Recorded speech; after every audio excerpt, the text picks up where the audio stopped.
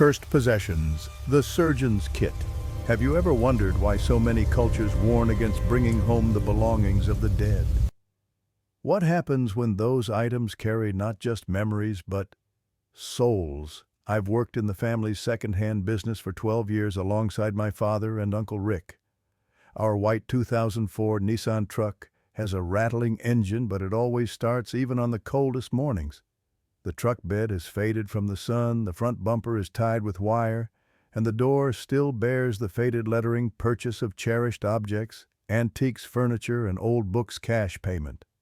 We aren't junk collectors like many people assume. Customers call us when someone in the family dies or when they rent a house that's been empty for years. We arrive, load up what they no longer want: wardrobes, televisions, sewing machines, religious paintings, saints, wedding photos of people nobody remembers anymore. You need to understand, my father often says, everything taken from a house comes with something. Not sentimental nonsense about history memories or remembrances, but something literal, sometimes dust that sickens your lungs, sometimes cockroaches hidden in the hinges, needles between cushions, or photos of strangers stuck behind frames. The furniture is always dirty, swollen from moisture, with stuck drawers. When you open them, there's always something: a piece of paper, jewelry, a receipt, a tooth. You can't imagine how many times we've been cut by blades people hide in their things. I've seen strange things too: knives wrapped in red cloths, jars with hair inside, eyeless dolls stored in shoeboxes. And it doesn't just happen in poor neighborhoods. Once, from a house overlooking a ravine, we were given a wardrobe. It had a false door inside. Behind it were candles stuck with melted wax. None of us wanted to touch that. We left it closed, nailed shut. My first memory of horror in this trade came on an autumn afternoon when I was 17. We were driving on the main boulevard, heading home after completing a job in the suburbs. The sun had begun to set, casting long shadows on the sidewalk. I sat in the back, looking out the window, feeling tired but satisfied with our productive day. As we passed a large building, I wasn't sure if it was an office, clinic, or government agency. It had granite planters in front with tall trees that shaded the entire sidewalk, glass doors, gray walls, and concrete ramps for wheelchairs at the entrance. It could have been a bank or public hospital. Nobody stops to look closely at such places. "Stop!" Uncle Rick suddenly shouted. I started looking in the direction he was pointing. A woman stood behind a tree trunk, motionless, as if waiting for us. She didn't even raise her hand, just took a step forward. My father, without thinking much, hit the brakes. The truck skidded briefly on the damp road. The woman approached the window and extended her arms. She was carrying a black leather briefcase with metal clasps, looking brand new. She didn't say her name or explain anything, just offered it as if this had been predetermined. My father lowered the window and silently accepted it. Uncle Rick asked how much she wanted, because at first glance it was clearly an expensive item. The woman barely nodded, took 2 steps back, and returned to her position behind the tree, exactly where she had been when we first saw her. We drove off. No one commented, but the silence inside the truck felt dense, uncomfortable. The windows were closed, but I felt as if a cold breeze was blowing on the back of my neck. "Open it," Uncle Rick said, unable to hide his curiosity. My father hesitated, then placed the briefcase on his lap. The lock made a sharp sound when opened. Inside was a set of tools perfectly arranged on green fabric. They were precision instruments, all aligned, gleaming without a single stain. They shimmered with a clean white light, but there was something about their shape that frightened me. These were objects made to separate, to open, to cut. There were saws so thin they seemed designed to cut bone without much effort. Others shorter, with tiny teeth perfect for advancing, slowly tearing in rhythm. There were long, light clamps with the exact precision to grasp something moving. They had serrated edges designed not to release once tightened. "Jesus," I whispered, feeling nausea rise in my throat. Some tools ended in curved hooks so precise they seemed capable of lifting a layer of skin without tearing it. Others, shaped like spoons, seemed made to scrape or empty something effortlessly. There was a small scissor with a blunt tip, and another large one with thin blades made for cutting with a single movement. The strangest thing was they weren't dirty or old. They looked as if they'd just been removed from an autoclave, as if someone had left them ready to use again. The instruments were arranged secured by straps, as if someone had just cleaned and stored them carefully. "This must be expensive, huh?" Uncle Rick said with a voice both admiring and greedy. "Must be worth a fortune." My father looked at him without saying anything, but as soon as the car moved a few more meters, he extended his hand, took the briefcase, and threw it out the passenger window onto the street. The dry thump of leather against the pavement echoed inside. "What the hell are you doing?" Uncle Rick yelled. "That's a dissection kit," my father said without raising his voice. "They definitely committed a crime or made trouble with it. It's dirty, it's evidence. They want to get rid of it." We remained silent until we got home. I couldn't stop thinking about that woman, about how she just stood there waiting as if she knew we would pass by. About how she returned to the exact position behind the tree, about how she didn't say a word. For weeks afterward, I had difficulty sleeping. Every time I closed my eyes, I saw those gleaming instruments, felt their cold precision. I began to notice medical tools everywhere, in TV shows, in advertisements, in the dentist's office. Each one seemed to carry a hidden purpose, a secret function beyond its intended use. The neighborhood where we'd encountered the woman began to feature in my dreams. I'd find myself walking past that building, drawn to the spot where she had stood.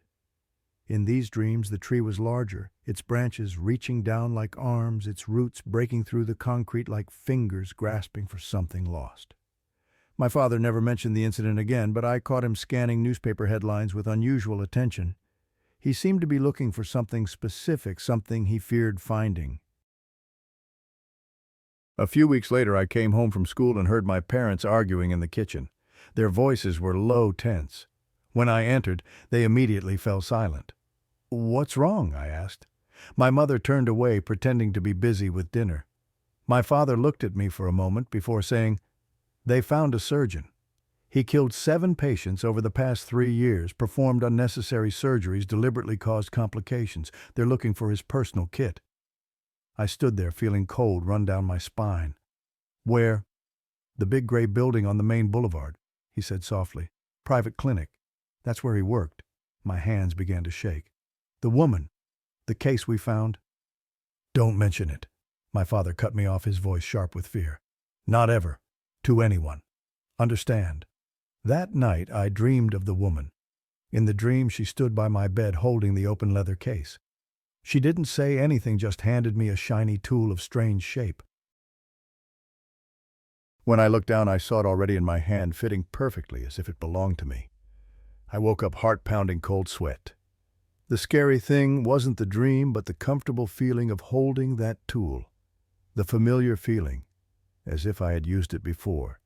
In the days that followed, I found myself reading everything I could find about the surgeon. Dr. Marcus Reeves, 53, respected thoracic surgeon with privileges at 3 hospitals. No one suspected him until a nurse noticed discrepancies in his surgical reports. Patients scheduled for routine procedures experienced complications requiring additional surgeries. Some didn't survive. The newspaper accounts mentioned that Dr. Reeves maintained a private surgical suite where he performed special procedures without hospital oversight. The authorities were investigating whether he had additional victims beyond the 7 confirmed cases. What the papers didn't mention was his surgical tools. Had they been recovered? Were they still searching for them? Had they connected the woman to him? I didn't dare ask my father. The following week, when we passed that building again, I saw yellow police tape around the planters. And standing exactly where the woman had stood was a new tree, a small one freshly planted, tied to a wooden stake to keep it straight. But what made me shiver was beneath the tree a patch of fresh soil too wide and too long for a tree, its shape reminiscent of something else entirely. "Dad," I said quietly, "they planted a tree where she was standing." His knuckles whitened on the steering wheel. "There was never a woman," he said flatly. "Never a case. You understand me, never?" That evening, watching the news, they reported a nurse missing for 3 years at that clinic. The last person to see her was when she confronted the surgeon about her suspicions. Her image appeared on the screen. I dropped the water glass in my hand. It was her, the woman who had given us the briefcase. Nurse Margaret Dowell, last seen on November 14, 2018, after telling colleagues she intended to speak with Dr. Reeves about concerns regarding patient care, the reporter said. Police are now investigating whether her disappearance may be connected to the doctor's alleged crimes. I never told my father that I recognized her. I think he realized it too, but we never mentioned it. A month later, my father sold the Nissan truck and bought a new one. I never took that boulevard again. 3 days ago, I visited the site of the clinic, which has since been demolished. A community garden now stands in its place. The tree that had been planted over what I suspected was Margaret's grave has grown remarkably fast, taller and thicker than the others planted at the same time. Its leaves have an unusual reddish tint, and the groundskeeper told me that despite never being fertilized, it produces an abundance of fruit. "Strange thing, though," the old man said, leaning on his rake. "Nobody eats from it, birds won't touch it, even insects stay away." As I turned to leave, he called after me, "You're the second person this week asking about this spot." My blood ran cold. Who was the first? Older gentleman, elegant, had surgeon's hands, you know, those steady, precise fingers. Said he was looking for something he'd lost. The groundskeeper smiled. Funny thing is, he was carrying a briefcase just like yours. I hadn't realized I was holding a briefcase, but looking down there, it was a black leather case with metal clasps. I don't remember purchasing it, don't remember carrying it there, but somehow it had found its way into my hands. Inside, I know what awaits me. Clean instruments arranged on green fabric, tools made for cutting, separating, opening, tools with memory, tools with purpose. And the most terrifying thought of all, perhaps it wasn't Margaret who was haunting the surgical kit. Perhaps it was Dr. Reeves all along. This morning I woke up with surgical precision cuts on my palms that weren't there when I went to sleep. Perfectly straight lines that don't bleed. My hands now move with a steadiness they never had before, guided by memories that aren't mine. I understand now why my father threw away that case, not to protect evidence, but to protect us from becoming vessels.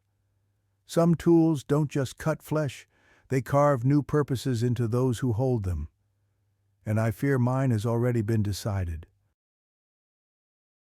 Through the static, have you ever felt like you're being watched through your electronic devices, that the screen you're staring at might be staring back? Our family has been in the second-hand business for 3 generations, mirroring memories. Antique sits in a narrow alley in Riverside where old houses stand shoulder to shoulder like aging soldiers guarding the past. I grew up among old things from worn-out furniture to outdated electronics. My father always said, "Ethan, every old item has its own story, and not every story should be retold." The shop itself is a testament to forgotten histories. Oak cabinets with secret compartments, porcelain dolls with glass eyes that seem to follow you, record players that sometimes emit sounds when unplugged. Growing up here, I learned to respect the boundary between the present and the past, to understand that some things carry more than just dust when they arrive at our doorstep. My father had rules about what we would and wouldn't accept. No items from crime scenes, nothing from suicides, nothing that felt wrong, though he could never quite explain what that meant. It was an instinct, he said, developed over decades of handling objects that had witnessed too much. I didn't fully grasp the meaning of that saying until I met Nathan. He appeared on a rainy July afternoon, water dripping from his cheap raincoat as he browsed around the store. The bell above the door had jingled, but I barely noticed his entrance. He moved quietly, methodically, examining each item as if searching for something specific. He stopped in front of an old Sony 32-inch TV, the flat kind, but not a smart TV manufactured around 2010. It had come in just a week earlier, part of a lot from a storage unit auction. Nothing special about it, just a standard definition television that had become obsolete in the age of 4K streaming. "Does this still work?" he asked, tapping the screen lightly. His voice was soft, almost melodic, with an accent I couldn't quite place. "Works perfectly," I replied. "We checked it last week. Beautiful display, clear sound. It doesn't have smart features, but you can connect it to a player or laptop." Nathan nodded, appearing satisfied. He ran his fingers along the edge of the screen, almost caressing it. I noticed his hands, artist's hands with long fingers and prominent veins, yet they trembled slightly. How much? He didn't look at me as he asked, his eyes fixed on the dark screen as if he could see something reflected there that I couldn't. $150, I said, adding 1-month warranty. If there's any problem, just bring it back. I'll fix it for free. He bargained down to $120 and we agreed. He paid in cash, carefully folded old bills from a worn leather wallet. As he counted out the money, I noticed a strange mark on his inner wrist, a small circular scar like a cigarette burn. I helped him carry the TV to his car, an old Honda with the back seat full of newspapers and coffee cups. The car smelled of fast food and something medicinal I couldn't identify. As we secured the TV, he mentioned living alone in a small apartment in Crestview, working at an insurance company, and that this TV would replace his old one that broke the previous week. What happened to the old one? I asked, making conversation. Nathan paused, his hand resting on the trunk lid. It started showing things that weren't there, he said quietly. Then he laughed, a nervous sound. Just a joke. The screen cracked. Accident. As he drove away, I felt an odd sense of disquiet. Something about Nathan had seemed off. The way his eyes never quite met mine, the slight tremor in his hands, the peculiar intensity with which he'd examined the TV. But customers come in all types, and in the second-hand business you learn not to judge. A week later, Nathan called me. His voice sounded worried, but trying to stay calm. The background noise was strange, a crackling static punctuated by what sounded like whispers. "Is something wrong with the TV?" I asked. "Not exactly broken," he said, hesitating. "It's working differently. Could you come take a look tonight if possible?" Normally, I'd ask customers to bring the device to the store, but something in his voice made me agree. Besides, I was curious. That TV had been thoroughly tested before sale. My father had personally checked it, even commenting on the unusually good condition for its age. "I'll be there around 8, I said. "What's the address?" Nathan's apartment was on the 5th floor of a building without an elevator. The hallway smelled of boiled cabbage and disinfectant, the carpet worn thin in the center from years of footsteps. The walls were painted an institutional beige, the color of surrender. I knocked 3 times before Nathan opened the door, peering out through a crack before letting me in. It was smaller than I'd imagined, just a living room doubling as a bedroom, a small kitchen and a bathroom. Everything was arranged neatly, almost Spartanly. No decorations, no photos, nothing personal except a stack of books on quantum physics and consciousness theory beside the bed. The TV sat on a small table opposite a single bed. Nathan looked worse than when I'd seen him at the shop.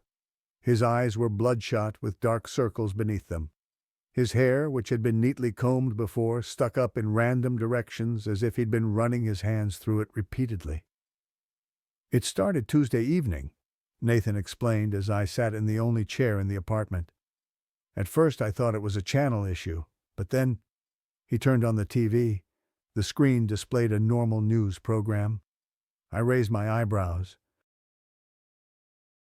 "Seems fine to me." "Wait until night," he said, his voice barely above a whisper. "Around 9 it begins. I've tried everything, changing channels, unplugging it, even resetting to factory settings.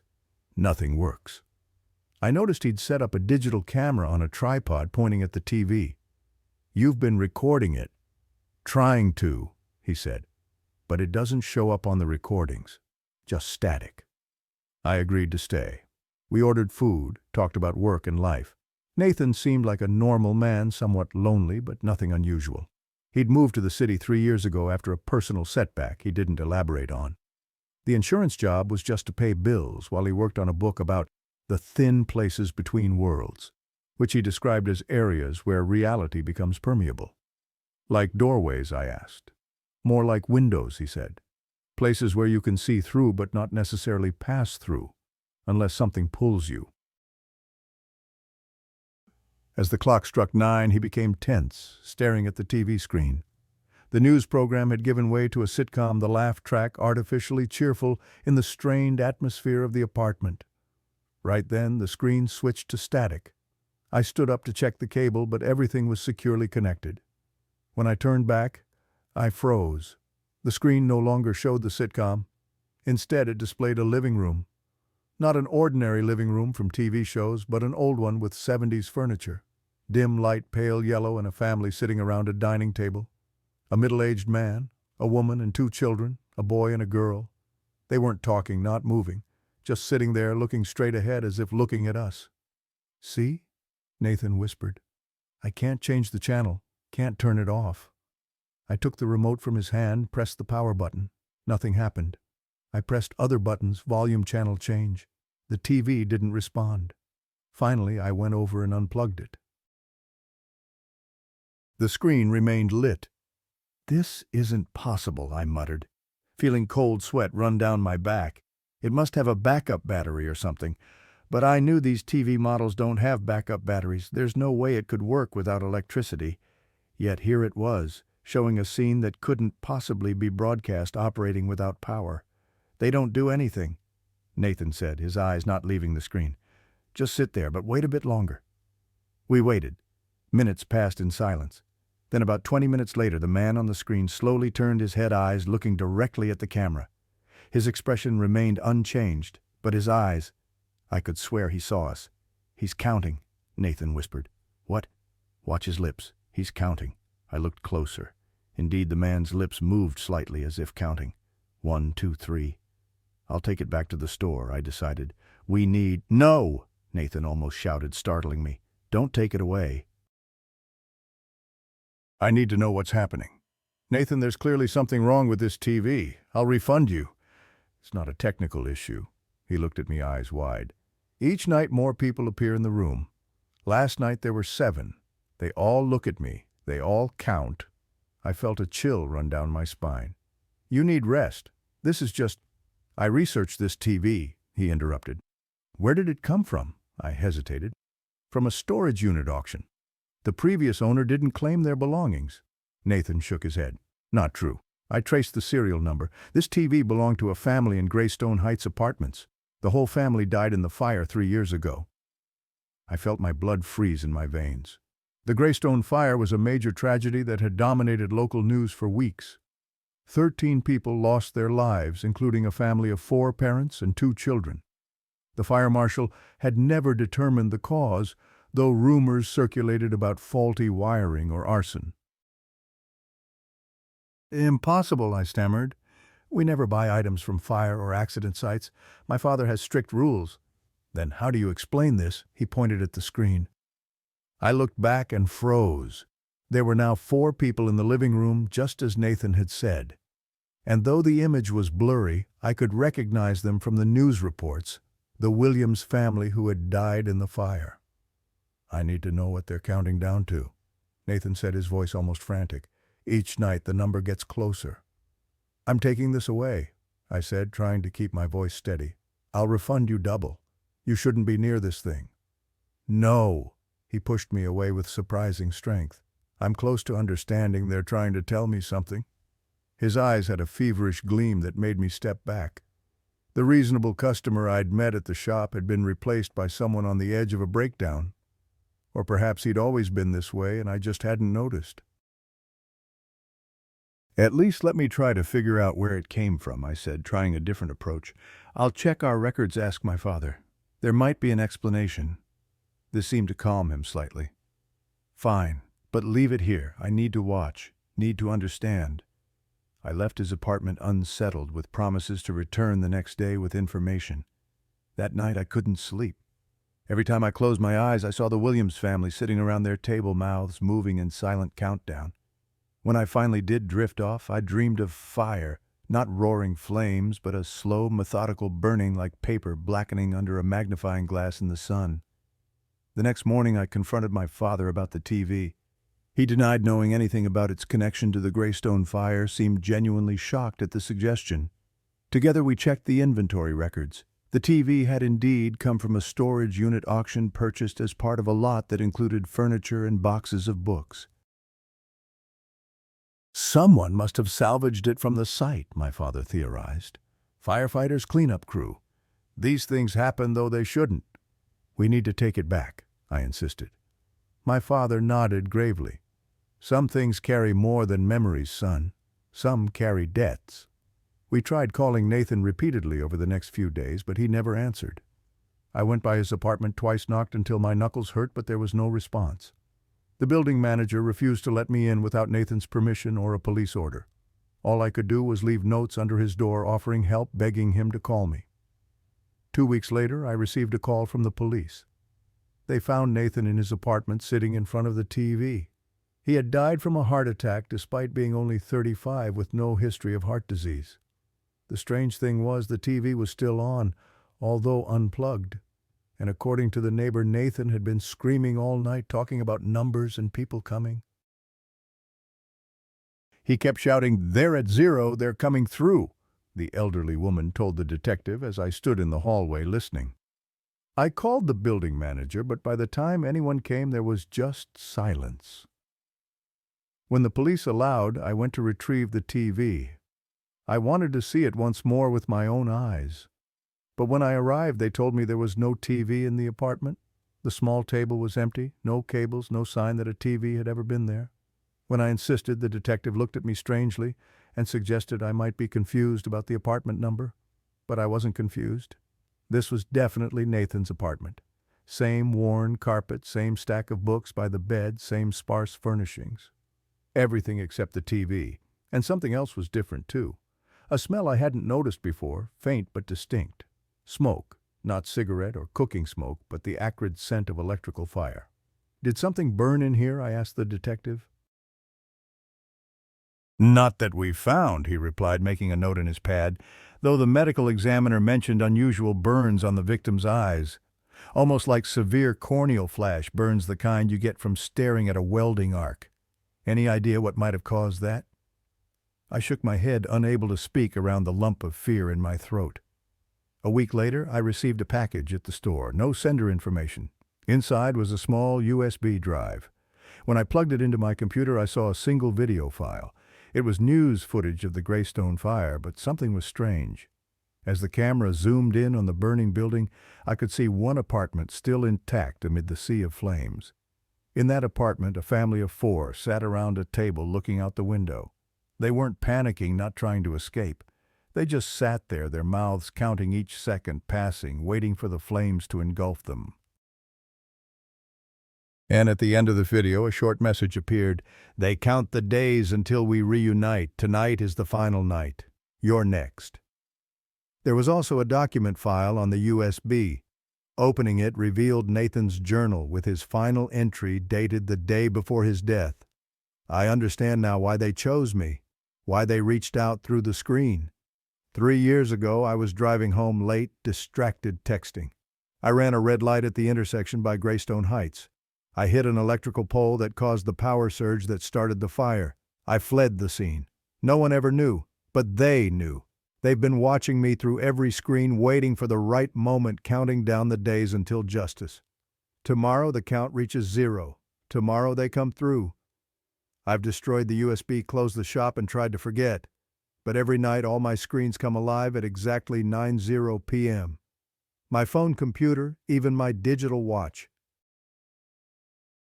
Each one shows the same image, the Williams family sitting at their table now with Nathan among them, all of them counting down, their eyes fixed on me.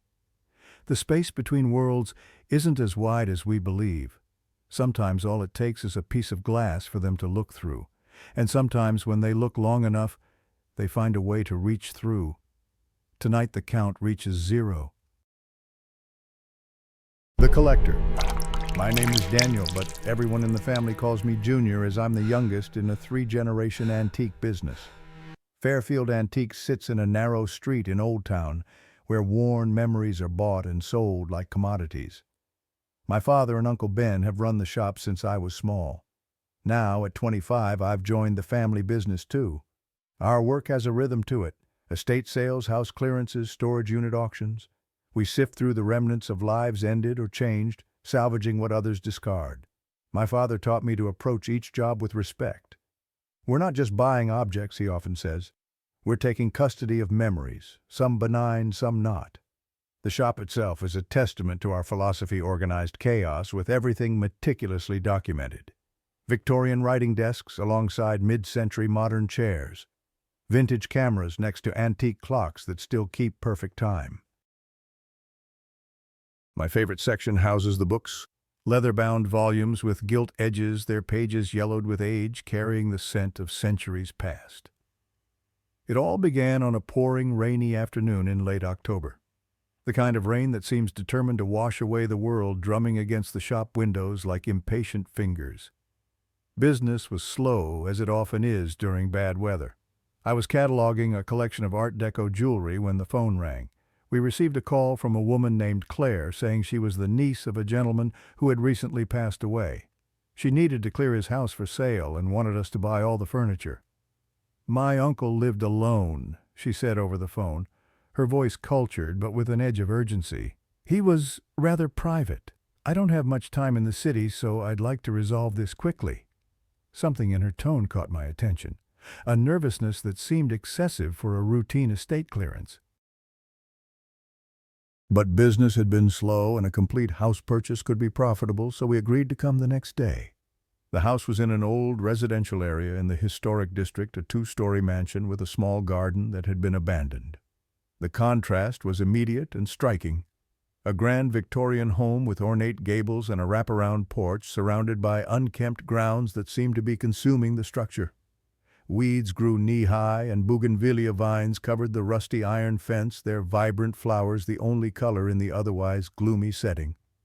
Claire waited for us at the gate, a woman around 30 dressed simply but elegantly in a charcoal pantsuit that spoke of money and taste. She had a tense expression, constantly checking her watch, her eyes darting to the street as if expecting someone. "Thank you for coming," she said as she opened the gate. "I have a flight tomorrow evening, so I'd greatly appreciate if everything could be completed quickly." Stepping inside the house, I was surprised by the contrast between outside and inside. While the exterior was neglected, the interior was perfectly preserved. Polished wooden furniture gleamed in the dim light filtering through heavy curtains. Clean floors reflected our footsteps, not a speck of dust on the antique tables and cabinets that filled the space. Everything seemed expensive and carefully selected, not the random accumulation of a lifetime, but a curated collection assembled with purpose. "Victor, my uncle, was a collector," Claire explained as she led us through the living room. "He loved beautiful things." There was something rehearsed about the way she said it, as if she'd practiced the line.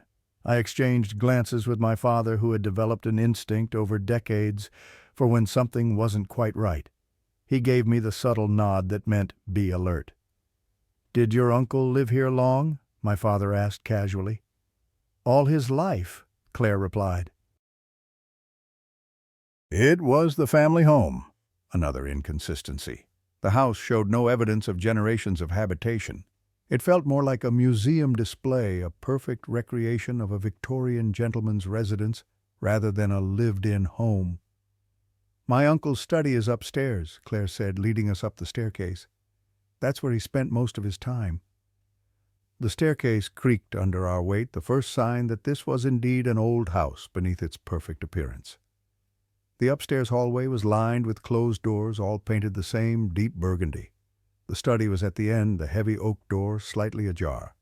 As Claire opened it, I felt a cold draft escape, carrying the scent of expensive tobacco and something else, the smell of old wood and leather, but beneath it something metallic and sharp. The study was a large room with high ceilings, walls covered with books from floor to ceiling.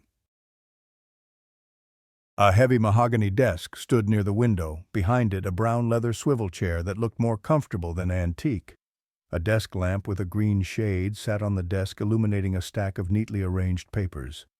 In the corner stood a tall grandfather clock, classic style, with a brass face and a golden pendulum that had stopped swinging.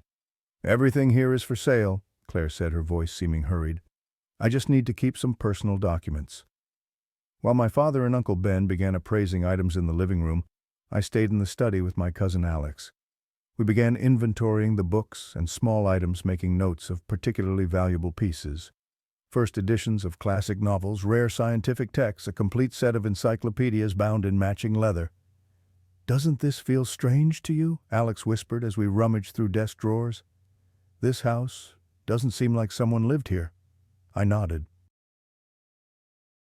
I felt it too, a feeling of being in a museum rather than a home. Everything too perfect, too clean. Even the papers on the desk were arranged at precise right angles, pens lined up by size. Alex opened the top drawer of the desk and froze. Inside was a pistol, a black gleaming Beretta resting on a piece of red velvet. "Damn," he whispered quickly, closing the drawer. "Better not touch that." But curiosity won, and I opened the drawer again. Beside the gun was a silver letter opener with an intricately carved wolf's head handle. I picked it up and noticed a dark stain on the blade-dried blood. "Put it down," Alex said, his voice tense. "We shouldn't be touching personal items." I put the letter opener down, but as I did, I noticed a small gap between the drawer bottom and the outer wall, an inconsistency in craftsmanship, or something deliberate.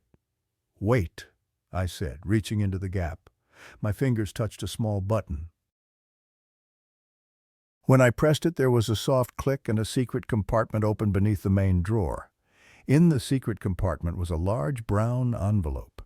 I took it out, feeling it heavy in my hand. Opening the envelope, I found a stack of cash new $100 bills bound with a rubber band. And beneath the money was a stack of photos. "Alex, look at this," I whispered, pulling out the photos.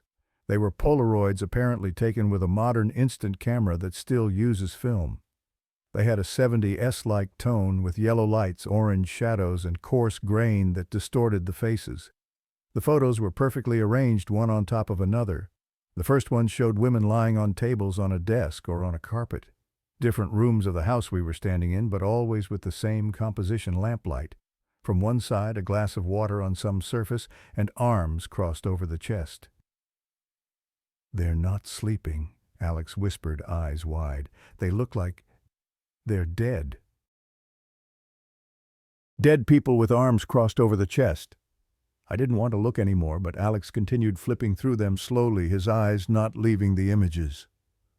All had something in common: pale skin, parted lips, and a stiffness in the neck, indicating the body no longer responded.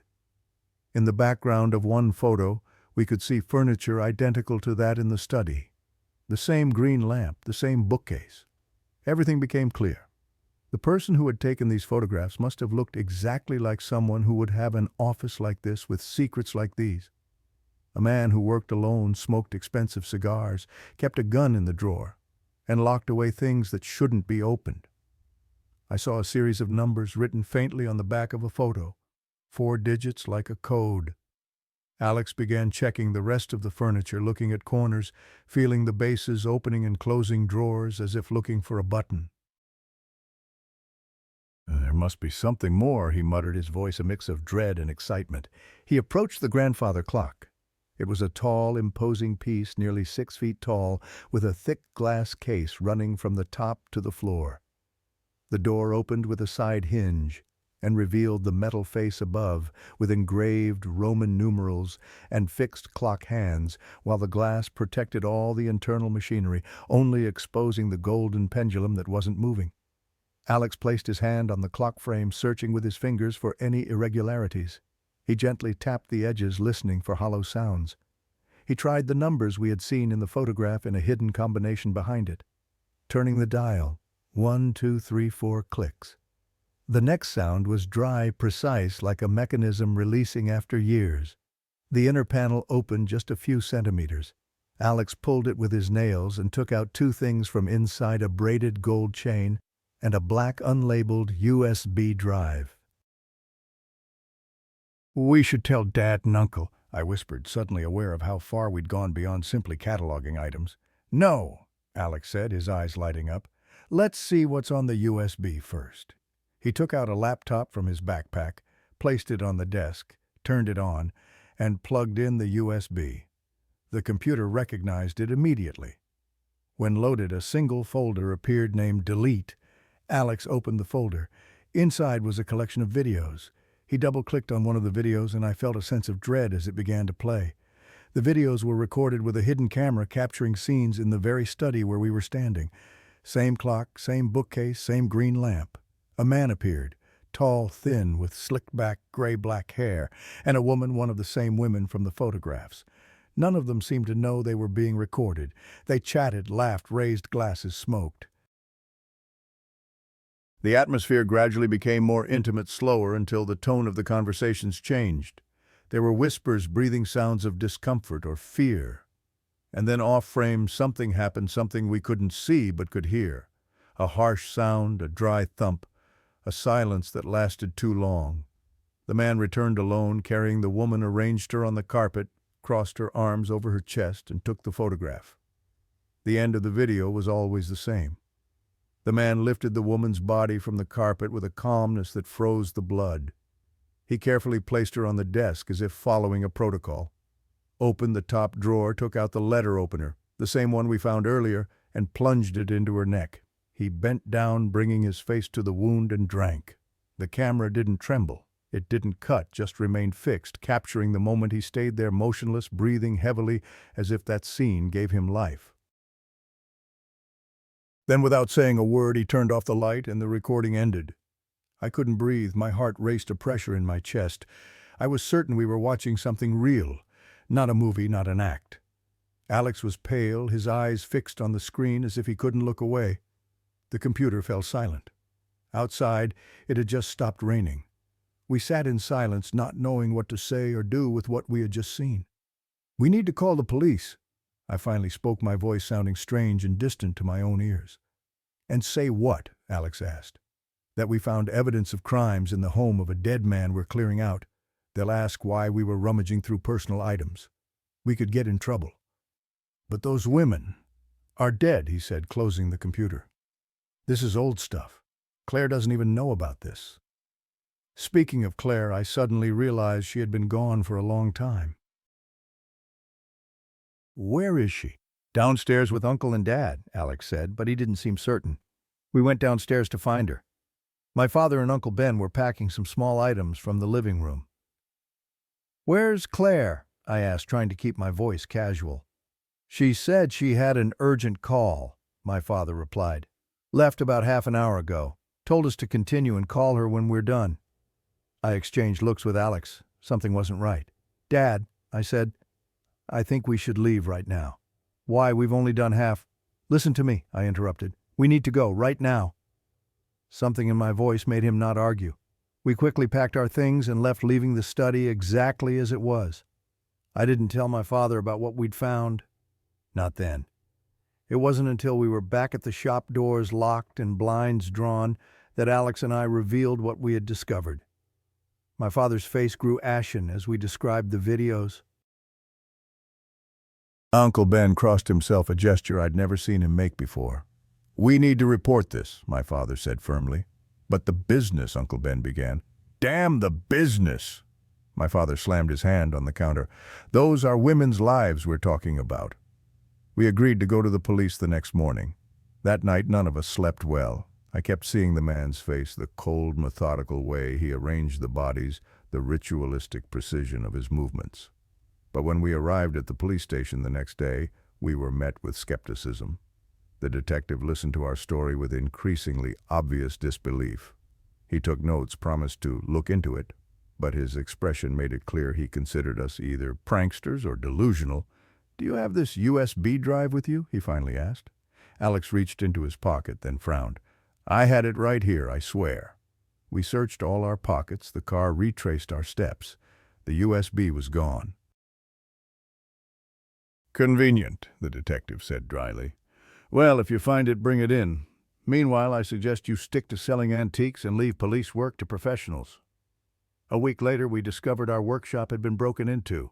The door was forced, and the suitcases from Victor's house that we had brought back despite our hasty departure were gone. Just that nothing else taken. My father sent a trusted acquaintance to check on Claire to make sure she was all right. But when the man knocked on the door of the address she had given us, no one answered. The neighbors said no one by that name had ever lived there. Over the months that followed, I researched missing persons cases in our area going back decades. The pattern emerged slowly but unmistakably. Every few years, women would disappear, usually professionals often new to the area. The cases remained unsolved, eventually fading from public memory. Last night, while cleaning the warehouse, I found a small box I don't remember seeing before. Inside was a silver letter opener with a wolf's head handle, and attached to it was a handwritten card.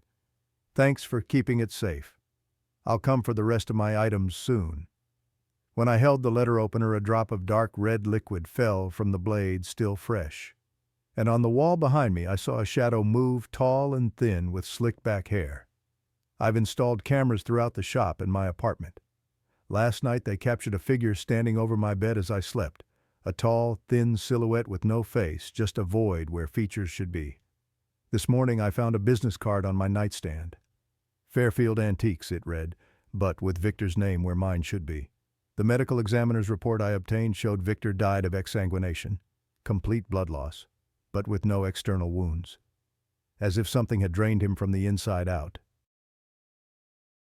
I now understand what happened to Claire. She wasn't Victor's niece. She was his last acquisition, temporarily animated to find new caretakers for his collection. And we were chosen, not randomly, but specifically. The collection must continue, read the back of the Polaroid left on my doorstep this morning, showing me sleeping with my arms crossed over my chest. Every collector eventually becomes part of the collection. The most terrifying realization isn't that Victor might still be alive, it's that he might never have been alive to begin with.